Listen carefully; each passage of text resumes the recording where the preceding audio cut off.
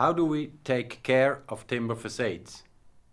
Before diving into the anatomy of timber facades, let's understand one crucial aspect of maintaining them: moisture management strategies. These design approaches not only protect the timber, but also give it unique aesthetic characteristics.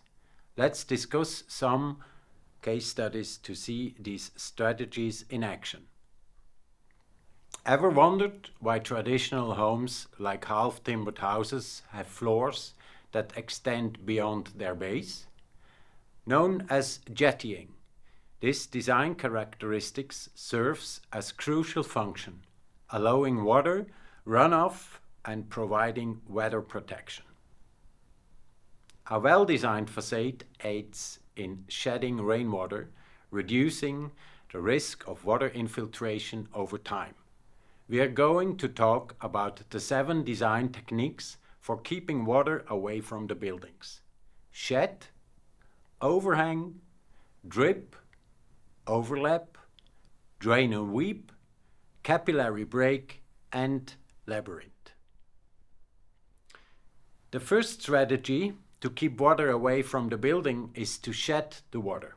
Shedding water simply means sloping a horizontal surface to drain water away from the building.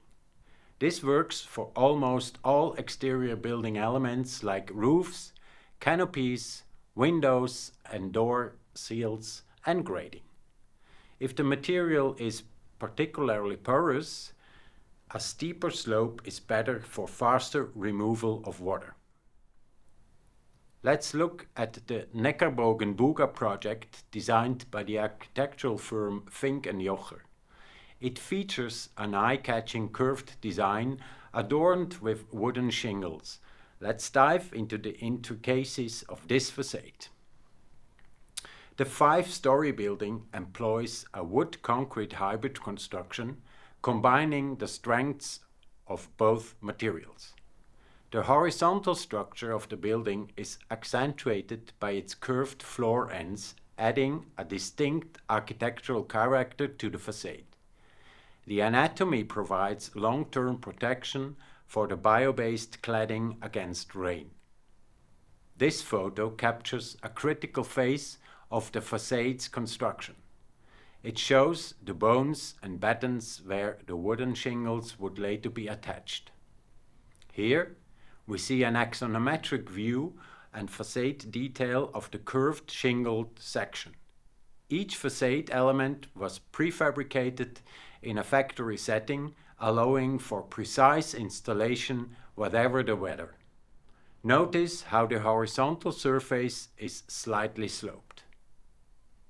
The result is this stunning 5-story L-shaped building that contributes to Heilbronn's urban renewal efforts. Next, let's explore the power of the overhang in moisture management. By extending outward, an overhang throws water away from the building's walls and foundation. It plays a pivotal role, especially at the roof-to-wall intersection, a critical point in any building's design. Overhangs also keep groundwater away from the foundation and provide sun shading. Witness the overhang in action at the Migros bus station in Churwalden, Switzerland.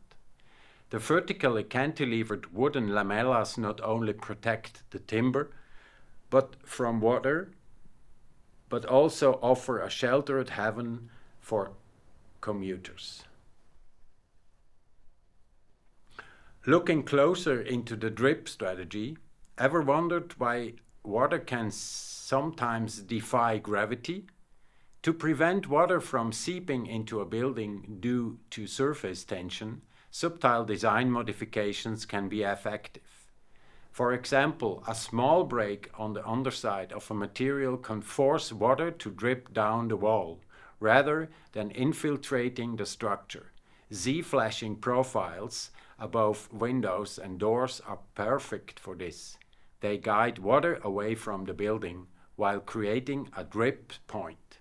Similarly, subtle changes in material height at roof soffits or small grooves and window sills can discourage water from clinging and redirect it away from the building. Let's look into how this principle is applied in the garage and vehicle workshop in Andelfingen. The building is screwlessly assembled from 36 glued laminated timber wall members with interlocking corner halving. The construction very closely resembles that of a traditional log cabin. We can see the locks are slightly offset to one another so that the building widens with height. Drip notches or water noses are routed into each projecting edge on site, allowing rainwater to be guided away from the facade. An extended roof is also used to protect the facade from direct weathering. Another strategy to keep water from infiltrating a building assembly is to overlap materials in a shingling fashion on vertical and sloped surfaces. Because of gravity, water will run down over the higher material onto the overlapped area, then onto the lower material, and continue to drain away from the building. An obvious example of overlapping material is roof shingles.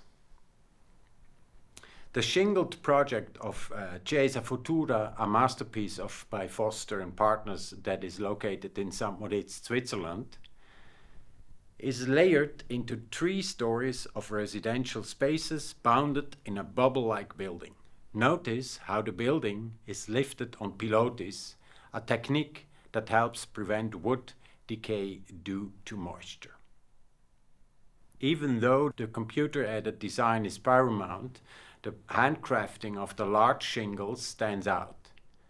This juxtaposition of modern design techniques and traditional craftsmanship is part of what makes this building exceptional. If you take a look at this image, you will notice how the large shingles on the facade have aged to a silver-gray color over time. This aging is particularly noticeable in the higher zones where the material is more exposed to the elements, contributing to Chiesa Futura's dynamic and evolving appearance. In some cases, we design building skins expecting water to penetrate the first layer but not the inner layers.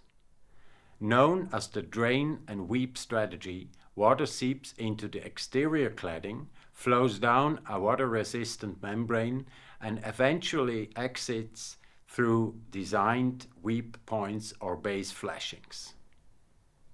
Capillary action allows water to put itself upward or across small gaps, much like water climbing a paper towel.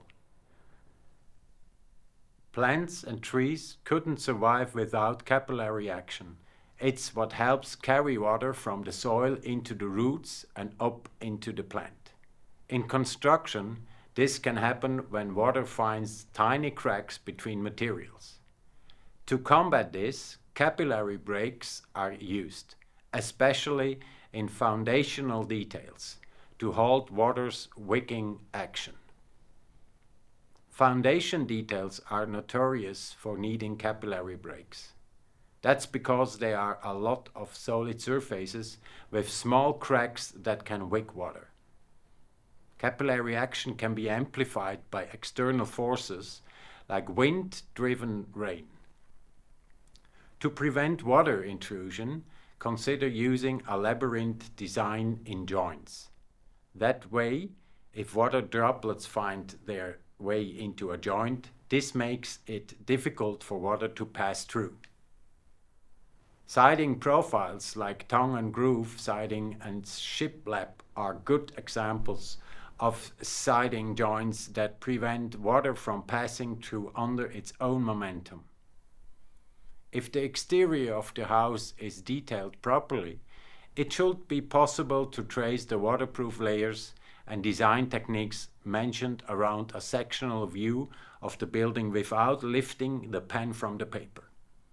The waterproof layers of the walls roof and foundation must form a continuous 6-sided box with no gaps. The facade gap serves a dual purpose. First, it allows for drainage, helping to prevent water accumulation and rot. Second, it promotes air circulation, which is crucial for timber susceptible to rot when wet.